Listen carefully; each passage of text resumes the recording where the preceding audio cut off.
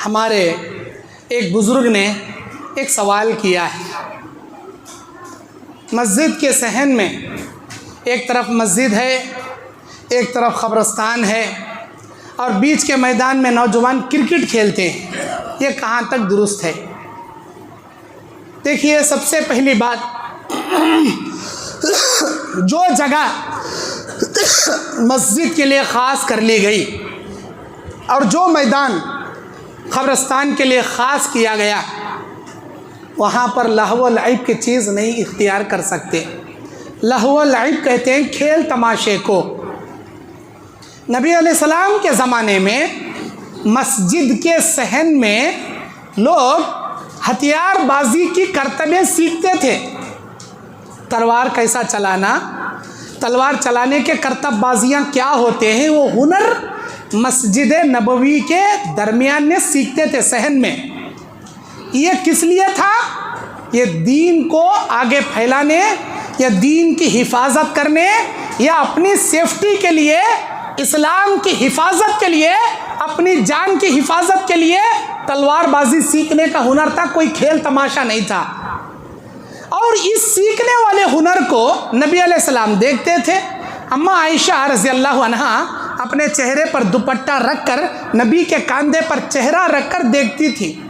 جب تک اماں عائشہ بولتی تھی کہ اللہ کے نبی آپ بس آئیے اندر، تب تک نبی کچھ نہیں کہتے تھے۔ اس حدیث سے پتہ چلا مسجد کے صحن میں دین اسلام کے نشر و اشاعت کے کام کر سکتے ہیں، لیکن کھیل تماشے جیسے لہو و لعب نہیں کر سکتے۔ جس قبرستان میں آپ کو دفن ہونا ہے وہاں پر کرکٹ کھیلنا اور مسجد کے صحن میں کھیلنا یہ درست نہیں ہے۔ کھیلنے کے لیے بہت سارے میدان ہیں، آپ وہاں جا کر کھیل سکتے ہیں۔ ہماری نگاہ میں قبرستان اور مسجد کی جگہوں پر کرکٹ کھیلنا نوجوانوں کے لیے ہرگز درست نہیں ہے۔ ھذا ما عندی واللہ اعلم بالصواب۔ اور کسی بھائی کا کوئی سوال ہے؟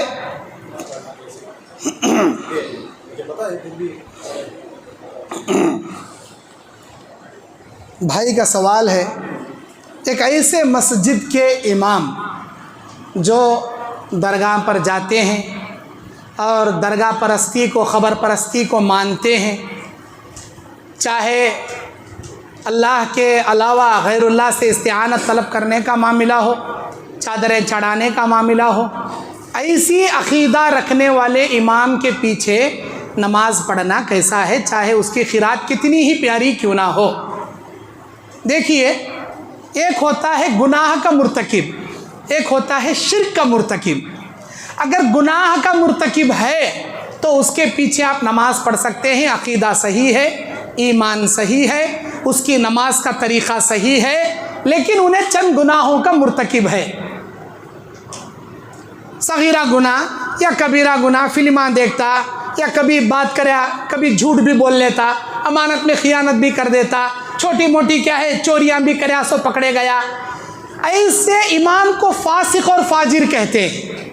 اور صحیح بخاری کے اندر فاسق امام کے پیچھے نماز پڑھنا درست ہے، جس کی نماز کا طریقہ صحیح ہے، جس کا عقیدہ صحیح ہے۔ لیکن ایسا امام جس کا عقیدہ درست نہیں، جس کا عمل درست نہیں، شرک اور کفر کے معاملے میں وہ امام جڑا ہے، تو اس کے پیچھے نماز پڑھنا درست نہیں ہے۔ کیونکہ غیر عقیدے امام کے پیچھے نماز پڑھنے کے تعلق سے ایک مشہور حدیث ہے۔ نبی کریم صلی اللہ علیہ وسلم، آج میں جمعہ کی نماز پڑھانے سے پہلے ایک حدیث میں نے آپ کے سامنے بیان کی۔ وہ حدیث کیا تھی؟ نبی نے ایک صحابی سے 3 مرتبہ فرمایا تھا، ارجع فصلی فإنک لم تصلی، تم لوٹو، نماز ادا کرو کیونکہ تمہاری نماز نہیں ہوئی۔ اس حدیث کے اندر 2 خامیاں تھیں، اس صحابی میں 2 خامیاں تھیں، جس کی وجہ سے نبی نے 3 مرتبہ ان کو واپس لوٹایا۔ وہ صحابی کہتے ہیں اس سے اچھی نماز مجھے نہیں آتی، آپ ہی پڑھ کر بتائیے۔ تو نبی ان کو بتائے، تمہارا کپڑا سب سے پہلے ٹخنے سے اوپر کرو، ٹخنے سے نیچے کپڑا رہے تو نماز نہیں ہوتی مردوں کی، عورتوں کی ٹخنے سے نیچے رہنا، اوپر رہے تو نہیں ہوتی عورتوں کی، مرد بانیاں کی ٹخنے سے نیچے نہیں رہنا، نخنے سے اوپر رہنا مرد بانیاں کی۔ پہلے اپنا کپڑا اوپر کرو۔ دوسرا، رکوع سجدے اطمینان سے کرو، جلدی جلدی رکوع، جلدی جلدی سجدے مت کرو، کیونکہ اس کی نمازش نہیں ہوتی۔ مجھے دیکھو میں کیسے نماز پڑھتا ہوں، اللہ کے نبی 2 رکعت نماز پڑھ کر اطمینان سے قیام، اطمینان سے رکوع، اطمینان سے قومہ، اطمینان سے سجدہ، اطمینان سے 2 سجدوں کے درمیان کی بیٹھک، پھر دوسرا سجدہ، پھر تشہد، پھر سلام، اس طرح 2 رکعت نماز اطمینان سے پڑھ کر بتائے، بولے ایسی نماز اللہ قبول کرتا۔ اب غیر عقیدے والے جلدی سمیع اللہ لمن حمیدہ کے بعد قومہ نہیں کرتے، جلدی سجدے میں چلے جاتے۔ ایک سجدے سے جب وہ اٹھیں گے تو 2 سجدوں کے بیچ میں کی دعا اللہم اغفر لی وارحمنی واہدینی وعافنی وارزقنی، یہ دعا نہیں پڑھتے۔ رب اغفر لی رب اغفر لی رب اغفر لی 3 مرتبہ یہ دعا نہیں پڑھتے، بلکہ اللہ اکبر فوراً چلے آتے۔ جلدی رکوع کرنا، جلدی سجدے کرنا، نبی نے فرمایا اس آدمی کی نماز نہیں ہوتی۔ ایک حدیث میں نبی نے فرمایا سارق الصلاۃ سارق الصلاۃ سارق الصلاۃ، نماز کا چور نماز کا چور نماز کا چور۔ اے اللہ کے نبی، کون نماز کا چور؟ جو رکوع سجدے اطمینان سے نہیں کرتا وہ نماز کا چور۔ تو غیر عقیدے والے یا درگاہ خبر پرستی کے عقیدے کے امام کے پیچھے نماز پڑھنے سے احتیاط کرنا چاہیے۔ ھذا ما عندی واللہ اعلم بالصواب۔ اور کسی بھائی کا کوئی سوال ہے؟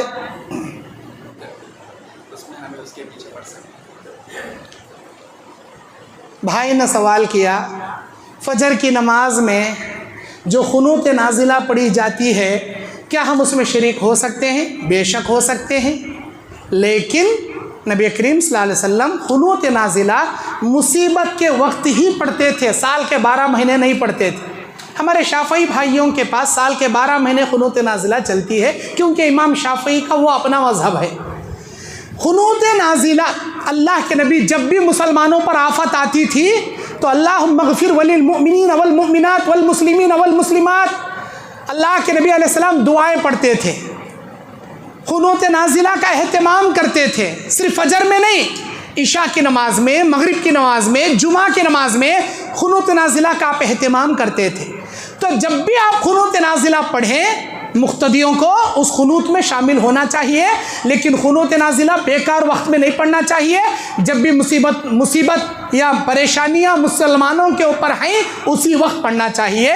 قنوت نازلہ فرض نماز میں پڑھی جاتی ہے اور دعائے قنوت یہ وتر نماز میں پڑھی جاتی ہے، بالکل صحیح عمل ہے، لیکن یہ قنوت وتر کی نماز میں آپ پابندی سے پڑھیں، کبھی کبھار چھوڑ بھی دیں تو بھی وتر ہو جائے گا، لیکن قنوت نازلہ صرف پریشانیوں کے اوقات میں اس کا اہتمام کرنا چاہیے، حدیث سے اس کا ثبوت ہے۔ ھذا ما عندی واللہ اعلم بالصواب۔ بھائی نے ایک سوال رفع الیدین کے بارے میں پوچھا ہے کہ رفع الیدین کیا ہے بتائیے۔ اللہ کے نبی علیہ السلام کی بخاری کی حدیث ہے صلو کما رأیتمونی اصلی، ویسے ہی نماز پڑھیے جیسے مجھے نماز پڑھتے دیکھتے ہو۔ نبی کریم صلی اللہ علیہ وسلم کی جو نماز تھی وہ تکبیر تحریمہ کے وقت اپنے دونوں ہاتھوں کو مونڈوں تک اٹھاتے، رفع الیدین کرتے، دائیں ہاتھ کو بائیں ہاتھ پر رکھ کر سینے پر رکھتے، پھر جب رکوع میں جانا ہوتا تو اپنے دونوں ہاتھ کو مونڈوں تک اٹھاتے، رفع الیدین کرتے ہوئے رکوع میں جاتے، جب رکوع سے سر سمیع اللہ لمن حمیدہ بول کر اٹھاتے تو اپنے دونوں ہاتھوں سے رفع الیدین کرتے، جب 2 رکعت مکمل کر کے تیسری رکعت کے لیے آپ اٹھ کر کھڑے ہوتے تب بھی آپ رفع الیدین کے ذریعے نماز پڑھتے۔ یہ نبی کی زندگی کی جب سے 40 سالہ زندگی میں نبوت عطا کی گئی، ہجرت مدینہ سے 6 یا 7 مہینے پہلے معراج کی رات میں اللہ کے نبی کو 50 نمازوں کی جگہ 5 نمازوں کا تحفہ دیا گیا۔ جب سے نماز فرض ہوئی اس وقت سے مرتے دم تک آپ نے رفع الیدین کیا ہے۔ جو یہ لوگ کہتے ہیں کہ نبی علیہ السلام شروع میں رفع الیدین کرتے تھے بعد میں رفع الیدین نہیں کرے، یہ سراسر غلط ہے، کیونکہ اللہ کے نبی کریم صلی اللہ علیہ وسلم تا دم حیات آپ نے رفع الیدین کیا ہے۔ اور ایسے صحابہ جو نبی کے وفات سے پہلے اسلام قبول کر کے نبی کے وفات کے وقت کی نماز کو نقل کرنے والے بعض ایسے صحابہ ہیں، ان سے صحیح بخاری کے اندر حدیث نقل ہیں، تو نبی کا یہ امر متواتر عمل ہے۔ رفع الیدین کا عمل حدیث متواتر سے ثابت ہے۔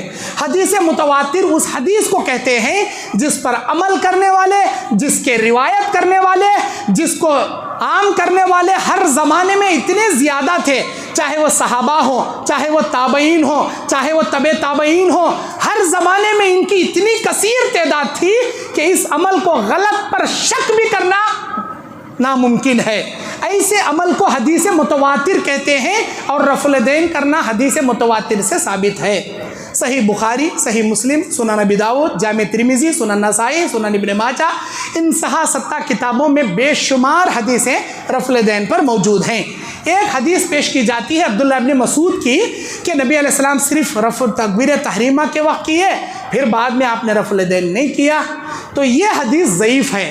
حضرت عبداللہ ابن مسعود کی یہ ایک حدیث سندن ضعیف ہے، کیونکہ سارے اعمال صحابہ کا ایک طرف، عبداللہ ابن مسعود کی حدیث ایک طرف۔ حضرت عبداللہ ابن مسعود کا حافظہ ان کے بڑھاپے کے وقت کمزور ہو گیا تھا، اسی لیے ان کو یہ بات یاد نہ رہی۔ یہ حدیث سندن ضعیف ہے، ان کے مقابلے میں سووں نہیں ہزاروں صحابہ کی حدیث قابل قوی ہے، اور یہ سندن صحیح ہے، سارے راوی ثقہ ہیں اور مرفوع متصل سند کی ساری روایتیں ہیں۔ رفع الیدین کرنا نبی کا سنت ہے، اور رفع الیدین سے نماز پڑھنا یہ صحیح نماز کی علامت ہے۔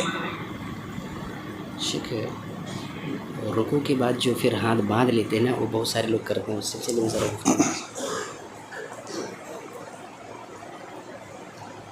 ایک سوال یہ آیا ہے، رکوع کے بعد بعض لوگ ہاتھ باندھ لیتے ہیں اور بعض لوگ ہاتھ چھوڑ دیتے ہیں، یہ کہاں تک درست ہے؟ دیکھیے، اس معاملے میں جو حدیث کے الفاظ ہیں اس میں محدثین نے اپنا اجتہاد کیا ہے۔ حدیث کے الفاظ کیا ہیں؟ جب رکوع سے نبی اٹھتے تھے تو بدن کے سارے اعضاء اپنی اپنی جگہ چلے جاتے تھے۔ جب کوئی آدمی اٹینشن ہو کر کھڑتا ہے تو اس کے سارے اعضاء اپنی اپنی جگہ چلے جاتے ہیں۔ یہ اجتہاد ہم انڈین علماء اکرام نے، ہندوستان کے محدثین اکرام نے لیا کہ ہر آدمی صحیح سیدھا کھڑا ہوگا تو اپنے اپنے اعضاء اپنے جگہ جائیں گے، لیکن سعودی کے اکثر علماء اکرام، کبار علماء اکرام، بڑے بڑے شیخ علامہ البانی، شیخ عبداللہ بن باز، شیخ صالح العثیمین اور شیخ صالح الفوزان، ایسے کبار علماء کرام نے یہ اجتہاد لیا، یہ کھڑنا رکوع کے بعد عام کھڑنا نہیں ہے، نماز کا کھڑنا ہے، اور نماز کی حالت میں نبی ایسے نہیں کھڑتے تھے، ایسے کھڑتے تھے۔ تو اسی لیے ہم کو اپنے اپنے اعضاء اپنی اپنی جگہ لے جانے کے لیے نماز میں جیسے کھڑنا ہے، رفع الیدین ہاتھ باندھ کر، سینے پر ہاتھ باندھ کر کھڑنا چاہیے، یہ ان کا اجتہاد ہے، یہ اجتہادی عمل ہے۔ ھذا ما عندی واللہ اعلم بالصواب۔ آیا ہے کیا عورتیں قبرستان کی زیارت کر سکتی ہیں؟ نبی کریم صلی اللہ علیہ وسلم شروع اسلام میں عورتوں کو قبرستان کی زیارت کی اجازت دیے تھے، لیکن بعد میں آپ نے قبرستان کی زیارت سے عورتوں کو منع کر دیا۔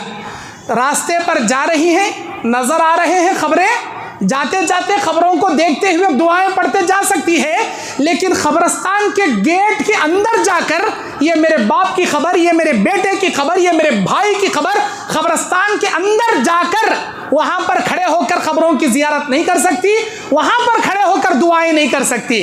قبرستان کے باہر کھڑے ہو کر وہ خبروں کو دیکھ بھی سکتی ہے، دعائیں پڑھ بھی سکتی ہے، لیکن خاص کر خبروں کی زیارت کرنے کے لیے وہ نہیں جا سکتی۔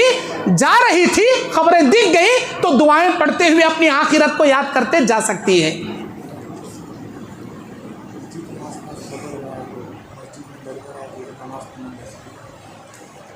ایک سوال ہے، مسجد کے آس پاس درگاہ ہے یا مسجد کے اندر قبر ہے، اس مسجد میں نماز پڑھنا کیسا ہے؟ اس میں دو چیزیں ہیں، غور سے سنیے، غور سے سمجھیے۔ نمبر ایک، جو خبریں مسجد کے آس پاس ہیں وہ قبرستان پہلے تھا یا مسجد پہلے تھی، اس کی ہسٹری پہلے دیکھیں گے۔ اگر وہ قبرستان پہلے تھا، بعد میں مسجد بنائی گئی، قبرستان میں بنائی گئی مسجد میں نماز پڑھنا درست نہیں ہے۔ پہلی بات، نہیں بھائی، پہلے مسجد تھی بعد میں خبر بنی، پہلے مسجد تھی بعد میں خبر بنی، تو اس کے دو کنڈیشن ہیں۔ فرسٹ کنڈیشن کیا؟ وہ خبریں قبلے کی طرف نہیں رہنا، رائٹ سائڈ یا لیفٹ سائڈ یا پیچھے رہنا۔ فرسٹ کنڈیشن، وہ خبریں قبلے کی طرف نہیں رہنا، رائٹ لیفٹ یا پیچھے رہنا۔ سیکنڈ کنڈیشن، اس خبر کے اور مسجد کے بیچ میں دیوال حائل رہنا، وہ خبر اوپن نہیں رہنا، وہ خبر نماز پڑھنے والوں کو اوپن نہیں دکھتے رہنا، وہ خبر کے مسجد کے چھت کے بیچ میں دیوال حائل رہنا۔ اور اس خبر کی پوجا پاٹ لوگ نہیں کرتے رہنا. اس خبر کو چادراں چڑھا رہی, لوگ عرس منا رہی, خوالیاں گا رہی, اس خبر کے پاس لوگ جاگ دعائیں کر رہی, طواف کر, ایسے قبرستان کے ایسے خبر کی مسجد میں نماز نہیں پڑھنی. عام خبریں ہیں لیکن اس خبر کے مسجد کے بیچ میں چھت ہے, پہلے مسجد تھی بعد میں خبریں بنی, تو اس میں پڑھ سکتے ہیں, کوئی حرج کی بات نہیں ہے. ساری عورتیں یہاں مسجدوں میں نماز پڑھنے کو شک محسوس کرتی ہیں, اس سلسلے میں ذرا تنبیہ کر دیجیے. بہت ساری عورتیں ہماری مسجد عبدالرحمن میں, جو عورتوں کی مسجد بنائی گئی, اس مسجد میں آ کر نماز پڑھنے میں شک محسوس کرتی ہیں. عورتوں کو مسجد کو آنا چاہیے یا نہیں آنا چاہیے, شک دل میں. ನಾವು ಸಹಿ ಮಾಡಕತ್ತೀವೋ ಗಲತ್ ಮಾಡಕತ್ತೀವೋ, ಸಹಿ ಇಸ್ಲಾಂ ಮೇಲೆ ನಡೆಯಕತ್ತೀವೋ ಗಲತ್ ನಡೆಯಕತ್ತೀವೋ, ಅವ್ರ ಮನಸ್ಸಿನಲ್ಲಿ ಒಂದು ಭಯ ಇದೆ, उनको डर है हमें सही इस्लाम पर चल रही क्या नहीं. अल्लाह के नबी अलैहिस्सलाम ने फरमाया ला तमनउ अमा अल्लाह मसाजिदुहा, अल्लाह की बंदियों को मस्जिद आने से मत रोको, लेकिन अल्लाह की बंदियों को मस्जिद आने के चंद कंडीशंस हैं, उन कंडीशनों को फॉलो करते हुए वो मस्जिद आ सकती हैं. फर्स्ट कंडीशन क्या, औरत पाकी की हालत में आएगी, नापाकी के हालत में औरत नहीं आएगी. नापाक औरतों के लिए नबी ने मस्जिद को हलाल नहीं किया. बयान सुनने के लिए भी मस्जिद के अंदर नहीं आ सकती, मस्जिद के बाहर बैठ को बयान सुन सकती, लेकिन मस्जिद के अंदर नहीं आ सकती. First condition. सेकेंड कंडीशन, जिन औरतों को मस्जिद को आप बुला रहे हैं वो औरतों का रास्ता आने का जाने का सेपरेट रहना, मर्द बानी औरतें मिलने को आना नहीं, मिलने को जाना नहीं. थर्ड कंडीशन, औरतों की मस्जिद पर्दे के हिफाजत में रहना, मर्दों से उनका खिलात मिलात नहीं रहना, बिल्कुल पीछे रहना, मुकम्मल रहना. चौथी कंडीशन, वो औरत जो मस्जिद को आना चाह रही अपने हस्बैंड, अपने बाप या अपने घर वालों की परमिशन लेको आना, बगैर परमिशन के नहीं आना, और अपने घर के काम काज निपटाने के बाद आना. सारे काम अधूरे छोड़ने का आंख में बयाना सुन ले बैठ तो नहीं, घर की नाफरमानी कर को नहीं आ सकती, घर के काम काज कर को.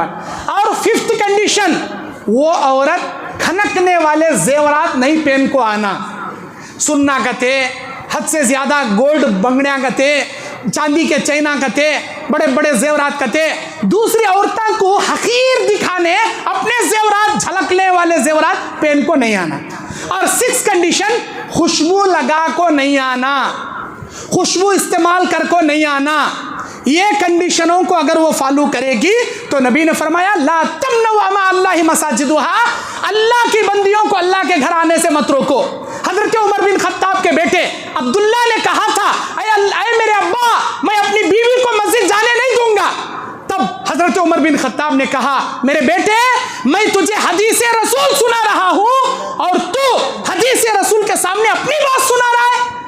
मेरा तुझसे बात करना हराम, मेरा तुझसे बातचीत करना हराम. बातचीत करना छोड़ दिए और बोले बेटे को डर अल्लाह से, हदीस रसूल के सामने अपनी बात पेश करते हुए अल्लाह से डर, कहीं आसमान से पत्थरों की बारिश तेरे ऊपर ना उतर जाए. फिर आखिर आगे चलकर अब्दुल्ला बिन उमर तौबा करे, गलती से रुजू करे और अपनी बीवी को मस्जिद भेजना शुरू करे. तो औरतों को मस्जिद आने में कोई हिचकिचाहट नहीं रखना चाहिए.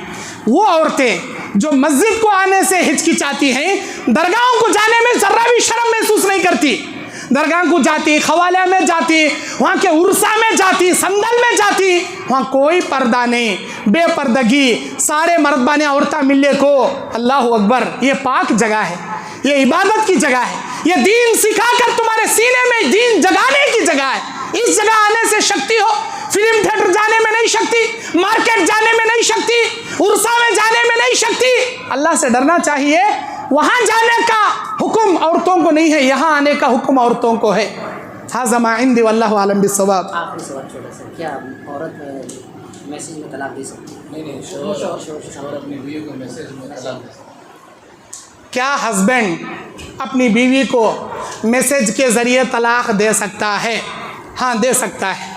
अगर उस मैसेज के ज़रिए तलाक पहुँचाने में किसी को गवाह बना रहा है तो गवाहों की मौजूदगी में पैगाम के ज़रिए दिया गया तलाक भी तलाक होता है. रिसाले के ज़रिए, लेटर के ज़रिए, ख़त के ज़रिए और मैसेज ईमेल के ज़रिए पहुंचाई जाने वाली तलाक भी तलाक है, बशर्ते है कि उस तलाक के लिए किसी को गवाह बनाए. اس طلاق کے لیے کسی کو گواہ بنائے تو میسج کے ذریعے دیے جانے والے طلاق بھی طلاق واقع ہوتی ہے، اس میں کوئی شک نہیں ہے۔ ھذا ما عندی واللہ اعلم بالصواب۔